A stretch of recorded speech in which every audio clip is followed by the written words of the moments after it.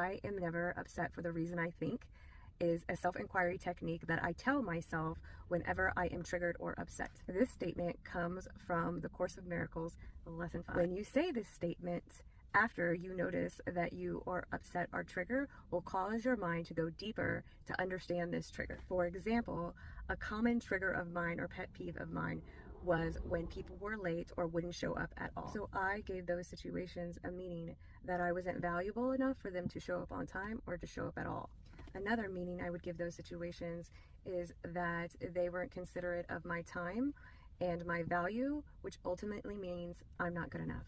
And that's what truly upsets me. That's what truly triggers me, is the meaning I've given the situation that I'm not good enough and I'm not valuable. And if I was, they would be here or they would show up on time. But that is the meaning I created and that I gave to the situation.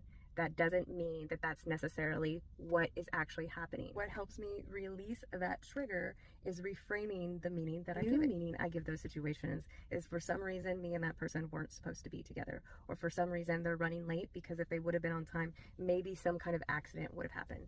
Or maybe this situation is teaching me to have more patience and grace with other people. Or this situation is teaching me to set a boundary. If there's a particular person that continues to do this, this is an opportunity to speak your truth with love and compassion and set a boundary with them. This statement that I'm never upset for the reason I think helps me go deeper into my triggers and helps me understand that I put meanings onto situations. We are the one that create the meanings to everything. And this ultimately set me free. So I'm never upset for the reason I think. I'm upset for the meaning that I've given the situation.